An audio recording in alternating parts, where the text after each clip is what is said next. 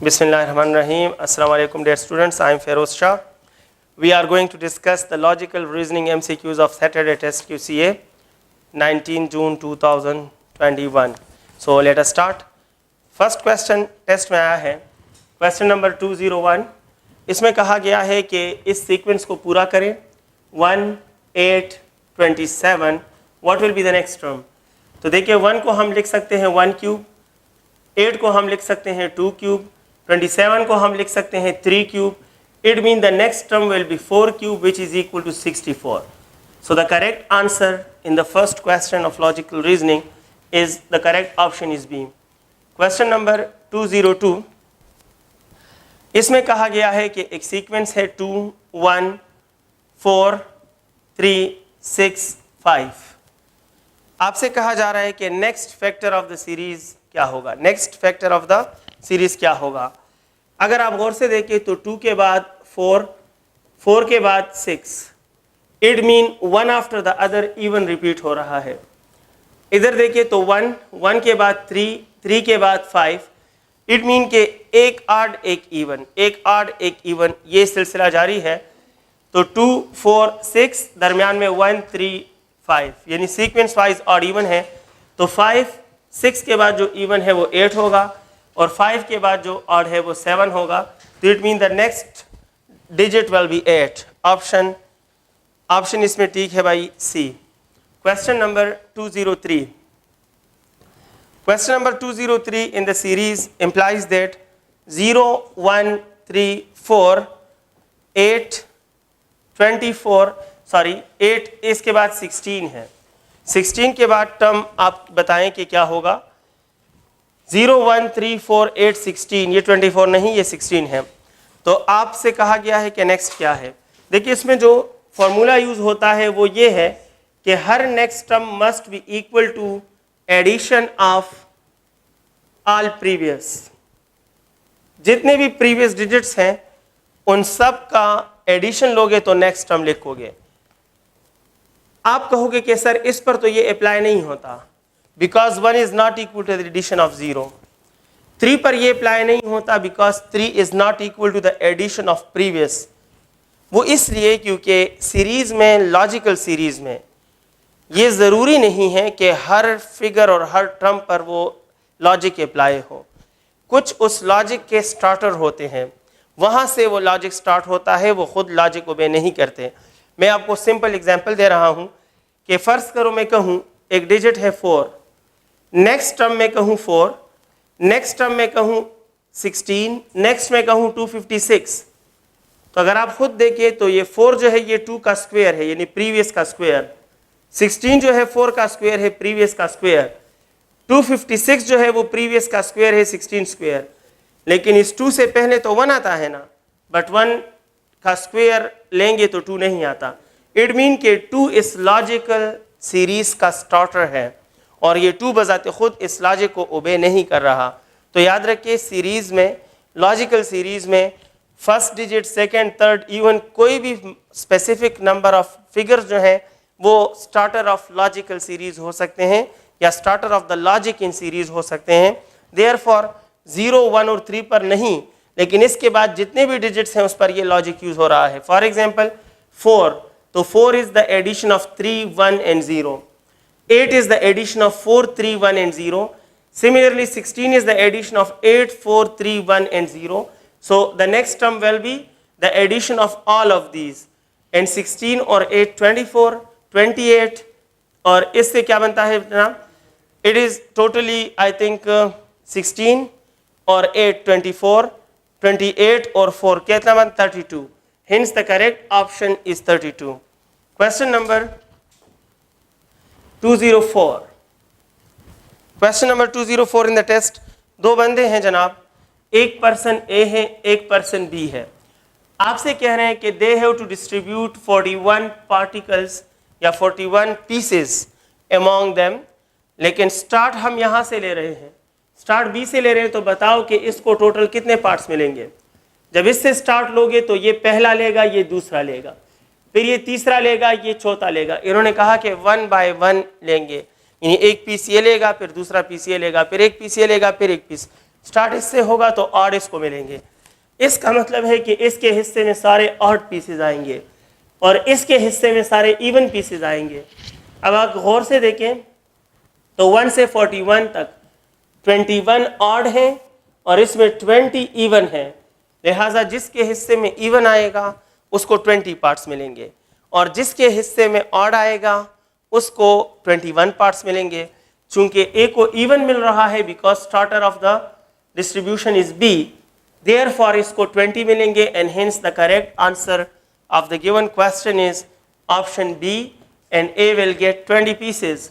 Question number 205 in the test, अगर x plus y 0 हो, अगर x plus y 0 हो, ये भी कहा कि x बजाते खुद भी 0 है, तो अगर x 0 है इसमें पुट करें so this implies, इससे हमें ये पता चला कि y is also 0. फर्दरमोर आपसे कह रहे हैं कि y plus z 2 है तो बताएं कि z क्या होगा, तो अगर y 0 है तो z is equal to 2, Z2 ही बनता है, it mean the correct option is option A. 206, let us entertain question number 206। If A is the father of B, कहते हैं कि एक A है, एक B है, एक C है और एक D है। A जो है वो B का फादर है, ओके, कहा C जो है वो D का फादर है और ये कहा गया कि A और D आपस में ब्रदर्स हैं। तो ये बताओ कि C और B के दरमियान कौन सा रिलेशन होगा, कौन सा रिश्ता होगा। तो अगर ये दोनों ब्रदर हैं, अगर A और D ब्रदर्स हैं तो D का जो फादर है वो A का भी फादर होगा। If A and D are brothers and C is the father of D, then definitely it implies that C is the father of A as well. C is the father of A as well. अब अगर C A का father है और A B का father है, so C will be the grandfather of he will be the grandfather of B, and hence correct option in the given question is option D. Let us entertain question number 207. We have to complete the series 4, 7, 11, 5, 8, 13, 6 and 9. Next term क्या होगा? अगर आप गौर से देखें तो 4 is increased by 1. 3 step logics है इसमें। 4 पर 1 इंक्रीज का लॉजिक है, 1 इंक्रीज, 7 8 बना दिया तो 1 इंक्रीज, 11 13 बना दिया तो 2 इंक्रीज।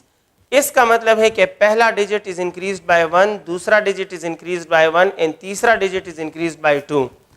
तो देखें आगे जो है 5 फर्स्ट डिजिट का काम करेगा, 8 सेकेंड का और 13 थर्ड का। तो जब 5 एक इंक्रीज होगा तो 6 बन जाएगा, 8 जब 1 इंक्रीज होगा तो 9 बन जाएगा, but 13 must be increased by 2 as the logic mentioned.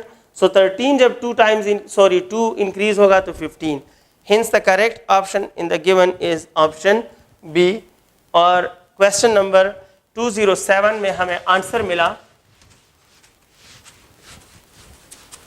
option B ठीक है। Let us entertain question number 208. Question number 208 है ABC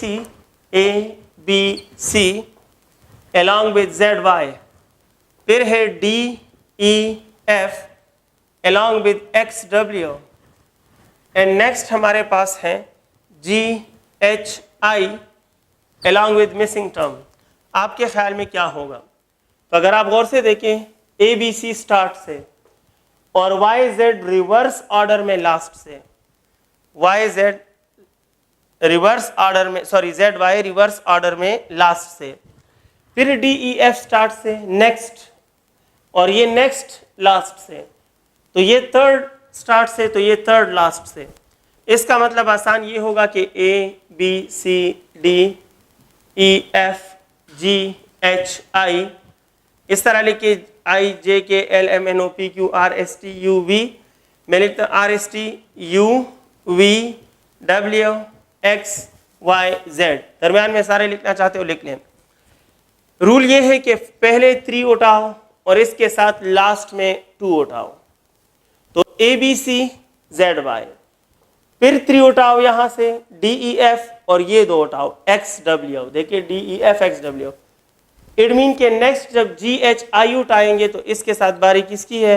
UV की बारी है फ्रॉम लास्ट से, लेकिन UV नहीं, you have to select VU। So the answer is V U, option B ठीक है। 208 में ऑप्शन बी सही है। Question number 209 in the test implies what? It implies that, ये था जनाब 209, मैंने जो डिस्कस किया ये 209 था। अभी बात कर रहा हूँ 208 की, मैंने पहले 209 डिस्कस किया। Now want to discuss 208।